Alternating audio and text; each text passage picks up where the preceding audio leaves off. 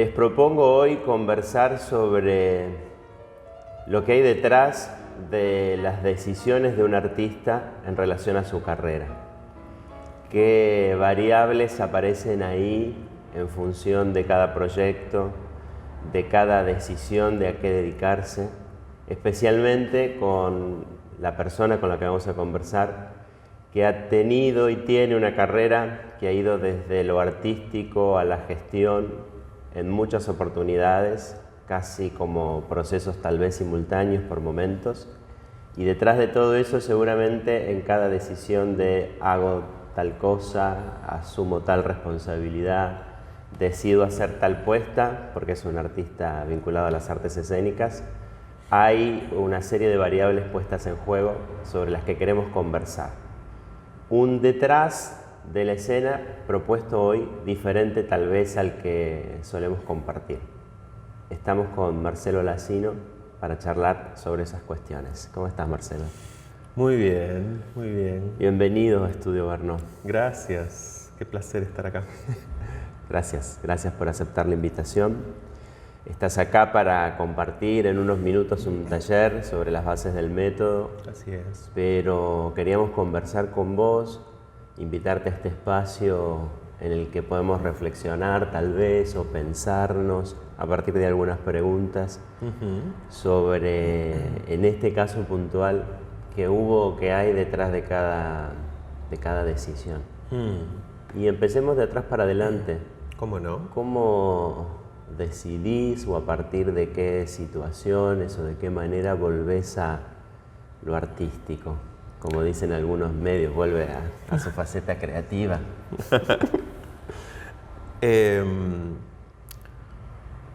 ¿Sentís que te fuiste o...? Sí, un poco sí. Un poco me fui en los 8 años que ocuparon mi paso por la gestión pública, a pesar de que en la intimidad seguía escribiendo, en procesos como más solitarios, un poco diferentes a mis procesos habituales, porque siempre me interesó la dramaturgia, pero desde el punto de vista del diálogo sobre todo con los actores, las actrices de mi compañía. Pero sí hubo una retirada porque la gestión pública es una aplanadora que demanda de todo tu tiempo y toda tu energía. Así que sí, fue una decisión reconectar con eso que creo que forma parte de mi esencia y en lo que apoya la construcción de mi identidad. Y que tiene que ver de alguna manera también con un carácter social, o sea, la dimensión social de la creación me genera un diálogo con lo comunitario, con lo que me rodea, y siento ahí también una responsabilidad. Pero bueno, esa decisión fue muy esperada y muy estimulante, ¿no? Volví a dirigir y a crear, y también a mi rol docente desde un lugar mucho más maduro, más tolerante, más abierto a la escucha. ¿Y eso con qué tiene que ver, esa nueva manera de encarar los proyectos? ¿Con algo de la gestión? Sí. ¿O de la vida en general? Ambas. O sea, es difícil separar, escindir, o sea, vida y trabajo. O sea, para mí forma parte de lo mismo. Y si tenemos que hacer un lazo, decir qué me dio la gestión para esta nueva mirada sobre mi trabajo como director, como docente, como dramaturgo, ¿podés así puntualizarlo? Sí. Creo que tiene que ver sobre todo con una forma de pararse frente a Leotre.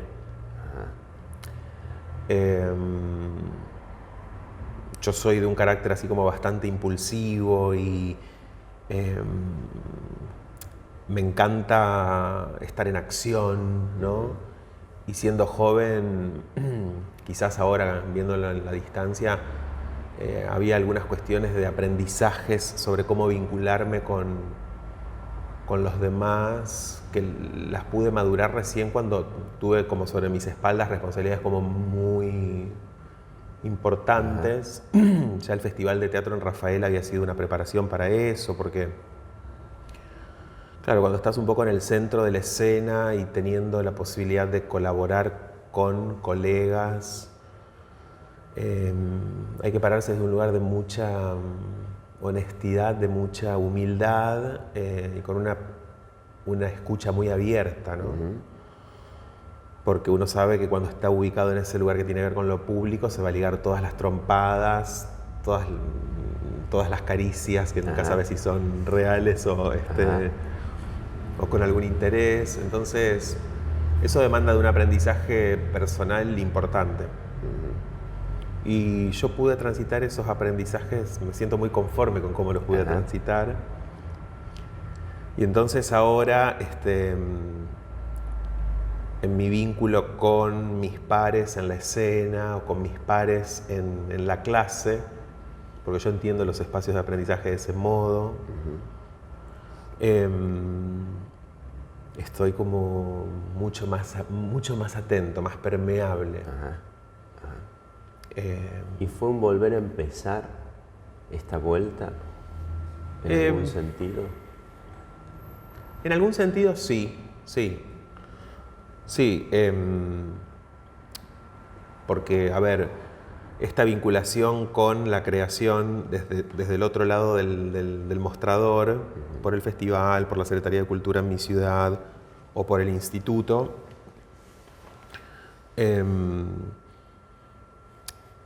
me colocó también como en un espacio de mucha exhibición, de mucha, ¿no? Entonces, por suerte, coincidió mi retirada con la pandemia. Eso fue dice, la sincronicidad con el universo, es algo a lo que hay que prestarle atención. Un gran telón, ¿no? Sí. Se cerró el telón, hay un año, me guardé en mi hogar, con mi novio y bueno, pude como respirar de nuevo con tranquilidad. Y sí, y volver de nuevo a la creación es como tipo ir de nuevo con tu carpetita debajo del brazo, después de haber estado en el centro de la escena, ir con mucha humildad a decir hola, tengo un proyecto, les interesa. Y me siento súper agradecido como de tener esa posibilidad, ¿viste? Conozco a muchos que han estado como en mi situación, de estar como en cargos de importancia y luego tipo por miedo, por qué pasará con volver a exponerme desde este lugar, como gente muy valiosa que se ha retirado, que se quedan guardados 10 años sin hacer nada. Sí. Porque ahí en juego está puesto como nuestro ego, digo. Totalmente. Estoy en la primera plana, tengo años de trayectoria y tengo que volver con mi carpetita y golpear las puertas, ¿no? Entonces eso que puede ser también aprendizaje y crecimiento, para algunas personas puede ser también una traba, una complicación, ¿no? Un espacio también de mucho miedo, ¿no? De mucha inestabilidad. Yo lo abracé con humildad. Creo que en eso tiene muchísimo que ver los años de estudio yógico. Yo practico yoga desde hace mucho tiempo, desde hace muchos años. De hecho, me dediqué en una época con mucha intensidad a dar clases y a compartir ese maravilloso saber milenario. Y bueno, y hay algo acerca del aprendizaje con respecto al ego que en lo que el yoga me ayudó muchísimo. ¿Algo puntual sobre eso? ¿Sobre mi vínculo con el yoga? Sobre el yoga o cómo el yoga ayuda a nuestro trabajo con el ego. Sí, claro. Puntualmente, el hecho de cada día desenrollar el mat para empezar de nuevo de cero y volver a enfocarse en lo realmente importante, que es conectar con esa esencia divina que está presente en nuestra respiración y en nuestro cuerpo.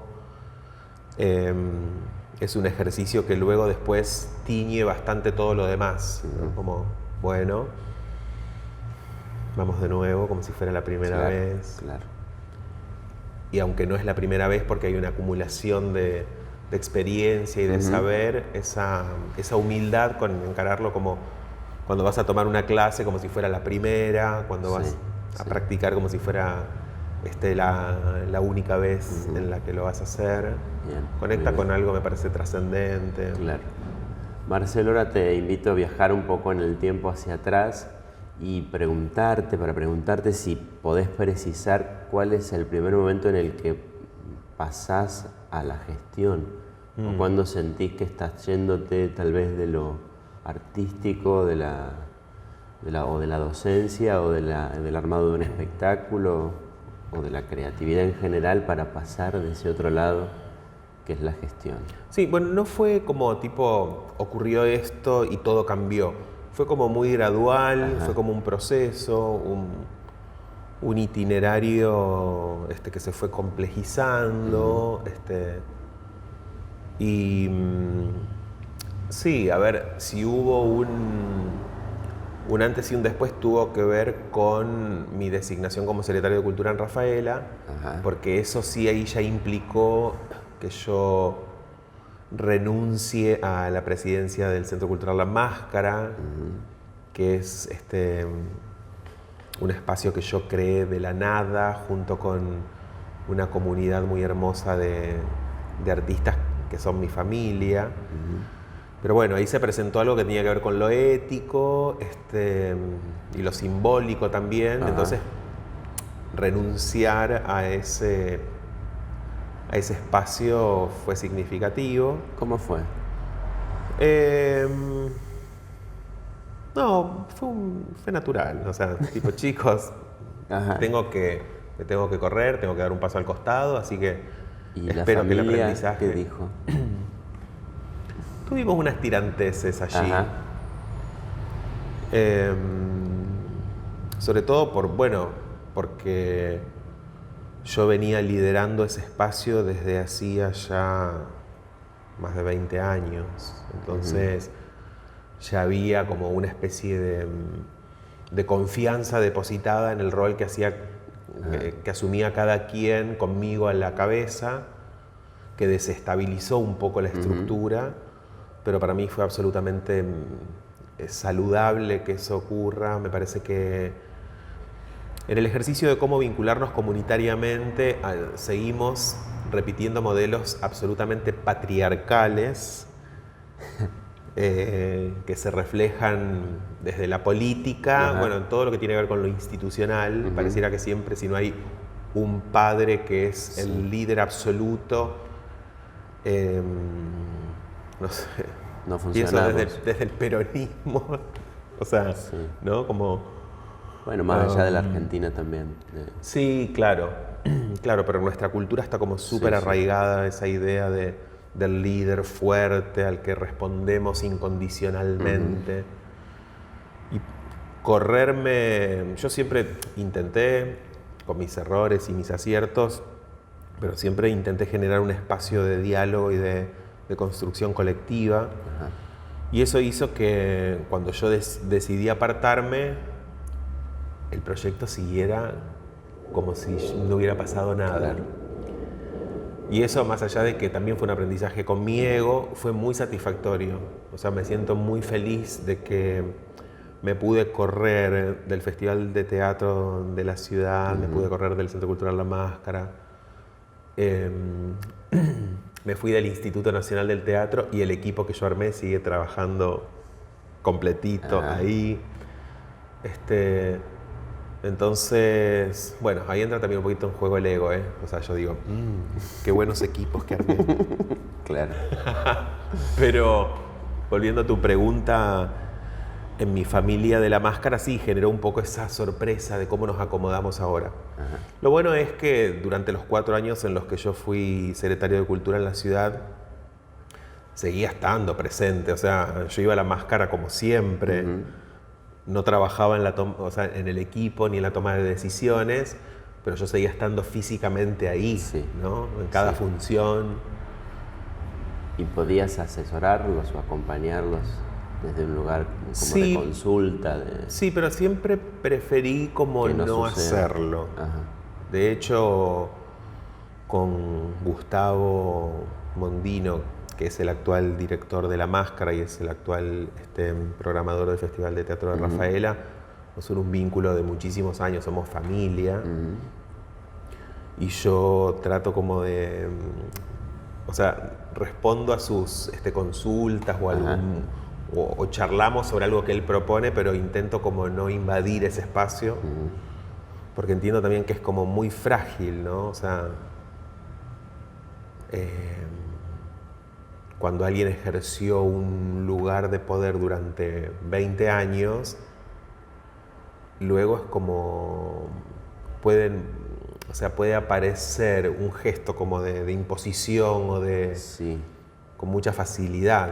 Entonces Sí, yo sí, trato de sí. ser como súper cuidadoso. No funcionar como un segundo poder No, claro. o deslegitimando al que está al frente, Claro, no claro, esa búsqueda. Claro. Ajá. Lo entiendo. Así que eso también fue como un aprendizaje súper interesante. Y bueno, y ahora yo, por ejemplo, volví a La Máscara hace un par de semanas atrás De en un visita. rol, claro, de artista visitante, Ajá. ¿entendés? ¿Cómo fue eso? Hermoso, hermoso porque la sala sigue con muchísima actividad, está muy viva, está hermosa. Es hermosa. Y cada vez que vuelvo a La Máscara me reencuentro con un montón, o sea, alumnos de Gustavo, ahora que están formando parte del equipo, con quienes no nos conocemos. Digo, estos chicos saben que... ¿Saben quién soy yo? Marcelo, y muy vamos un hermoso. poquito más atrás. Y ¿vivís esta entrada a lo escénico, a las artes, también como una decisión o también como algo natural? Cuando empezaste a... ¿Empezaste por la danza o por el teatro? ¿O No, por las empecé- dos cosas? Empecé por el teatro. Pero el teatro llegó como un poquito tarde, a ver, no sé, a los 16 años yo vi la primera obra de teatro que vi en mi vida. Ajá. Nosotros con una amiga, Malú, una productora argentina que vive en Londres desde hace unos cuantos años que trabajamos juntos en el FIBA, compartimos un registro de todas las obras de teatro que vamos viendo Ajá. en Google Drive. Y Malú, mi amiga, inventó una categoría de obra que son las life changers, las obras que te cambian la vida. Entonces de pronto vemos como, vi una life changer, tenés que ver esto. Bueno, ella está en Londres, yo en Buenos Aires. Ella ve más life changers que yo últimamente. Pero yendo a esa categoría, yo a los 16 años vi la primera obra de teatro en mi historia y me marcó profundamente. Era una obra hecha por un elenco local. Ajá. En la que actuaba el mejor actor que tuvo Rafaela, que fue José Pepe Fanto, a quien tuve después el honor de dirigir durante 10 años. Y eso que yo vi a los 16 años, gracias al colegio, nos habían llevado a ver una obra que era sobre los problemas que causan las drogas, Ajá. esas cosas educativas que a mí me partió la cabeza. Como dije, esto es el teatro. Qué divertido, qué atractivo. Era una apuesta, se llamaba La Pálida la obra, una apuesta súper gestual, en la que hacían unas escenas medio de sexo, súper naif, pero para mi imaginario, porque yo lo relacionaba mucho con lo que veía en la televisión. Entonces, esa obra para mí fue una life changer, fue mi primera obra y mi primer life changer. Y inauguró como una etapa de mucha curiosidad gracias a la cual empecé a tomar clases, Ajá. empecé a participar de cuánto taller de teatro había en la ciudad, que no eran muchos, No, claro. pero lo poco que había lo absorbí con mucha intensidad. Y la danza vino como un poco después, ya cuando dirigí mi primer espectáculo teatral. En la ciudad había un grupo de danza muy de vanguardia, gracias a que Gabriela Guibert, su directora, había estudiado licenciatura en artes en la UBA y ella venía de una carrera como bailarina súper importante en Buenos Aires y regresó a Rafaela, y entonces como nuestro encuentro hizo que el teatro y la danza empiecen a dialogar. Ajá. Y ahí empecé a tomar una clase, después otra, y ahí empezó como mi camino con la danza. Pero Bien, bien. ¿Y hubo algún momento en el que en ese decidir hacer teatro, dedicarte al teatro, dedicarte a la danza, tuvo un impacto tal vez en lo familiar o decir, bueno, pues decidí esto, ¿qué pasa, qué pasa acá, qué sucede acá? sí, de hecho, cuando terminé el colegio secundario, yo quería venirme a Santa Fe a estudiar a la Mantovani. Mi sueño era estudiar artes visuales. Era muy buen dibujante, estaba apasionado con el universo de lo visual. Y tanto mis padres como mis docentes me convencieron de que no era la mejor decisión para mí. Como yo era el mejor alumno del curso, tenía que estudiar algo mucho más importante. Entonces decidí venir a estudiar arquitectura y tuve una rápida revelación. A los 15 días dije, no, esto no es lo que yo quiero. Y ya estaba haciendo teatro en ese momento. Entonces, sí, hubo familiarmente mi padre de algún modo me castigó, me dijo, sí, volvete, pero mañana empezás a trabajar en un lugar que te conseguí. Ajá. Y me mandó a trabajar de administrador en un supermercado, la peor etapa de mi vida, laboral. Pero fue muy importante para mí como joven para afirmarme en el camino que luego iba a ser finalmente. Ajá. Y paralelo a ese trabajo, itinerario. hacías teatro, estudiabas Claro. teatro. Y durante muchos años fui pasando por distintos trabajos. Laburé como diseñador gráfico en una agencia de publicidad 15 años. Ajá. Y todo lo que ganaba era para costearme mis viajes a Buenos Aires para estudiar dirección teatral con Alberto Félix Alberto. Ajá.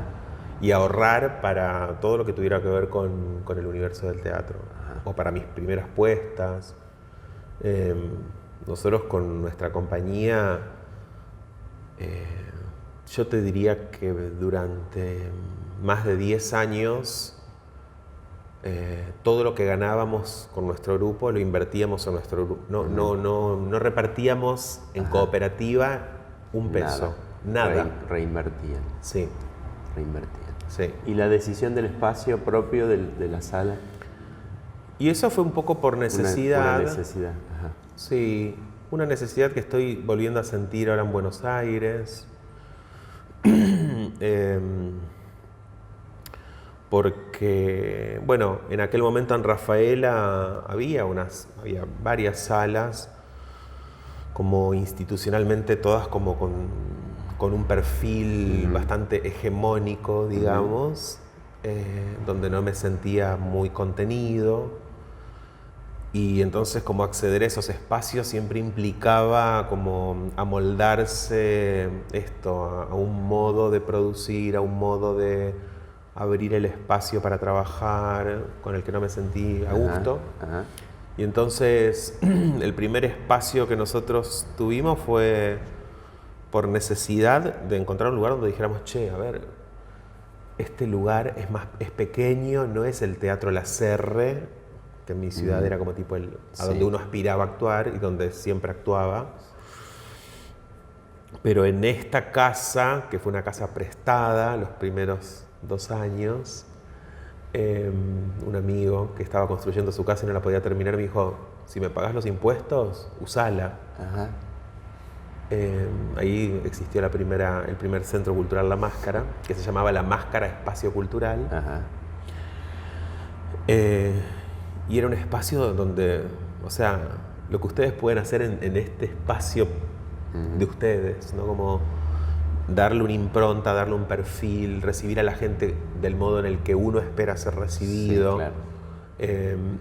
darse el espacio para poder investigar con los pocos recursos que teníamos, pero del modo en el que nosotros realmente lo deseábamos. En esa época nosotros, la platea de nuestra sala estaba hecha con cajones de manzana, ¿entendés? Pintaditos, hermosos, con unos almohadoncitos, todo muy pobre, pero todo muy deseado y muy amoroso al mismo tiempo. Y eso le imprimió el carácter a los demás espacios que vinieron después, porque pasamos por 3 salas más No sabía todo eso. antes de llegar a ese edificio definitivo que alquilamos en el año 97. Sí, de hecho, yo durante 3 años albergué a La Máscara en mi propio hogar. Me alquilé un loft en el que abajo vivía yo y arriba funcionaba la Máscara. Entonces la gente, para ir a ver las funciones, pasaba por mi dormitorio.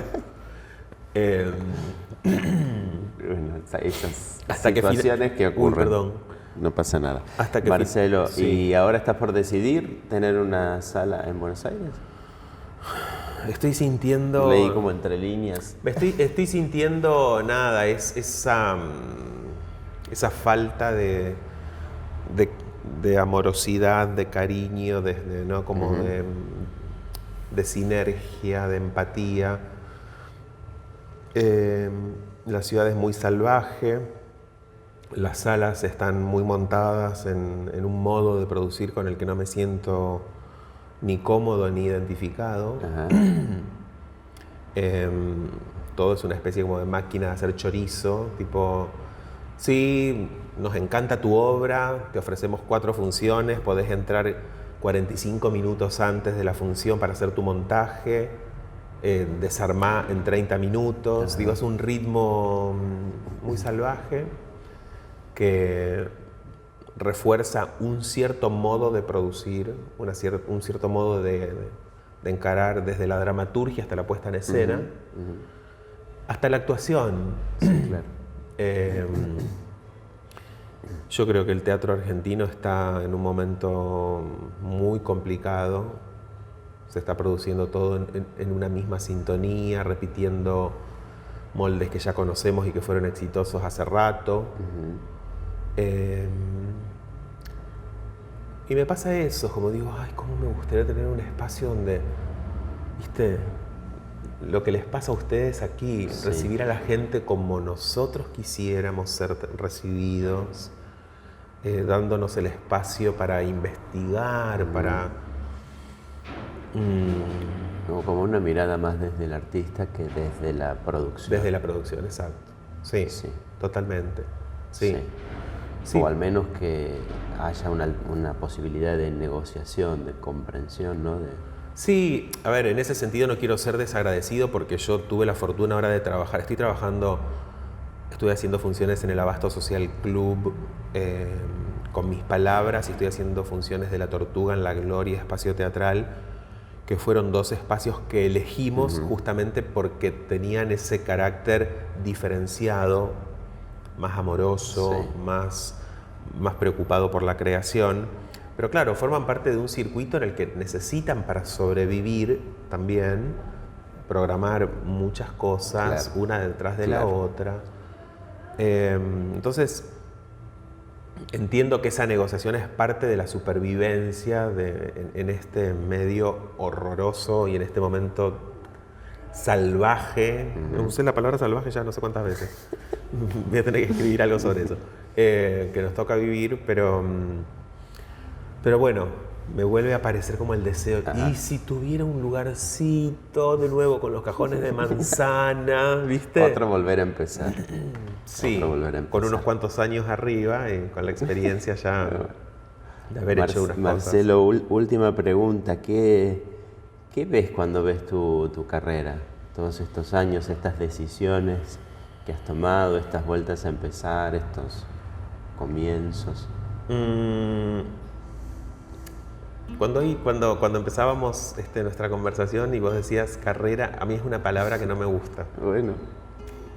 ¿Cómo lo llamas? ¿Cómo llamas ese recorrido? Un itinerario, un recorrido, porque a mí siempre en nuestro ámbito la idea de la carrera me hace pensar en una especie de competencia en la que hay como tipo una llegada y en la que algunos van más adelante que otros. Entonces prefiero pensarlo más como un itinerario, y cuando yo pienso y miro hacia atrás mi itinerario,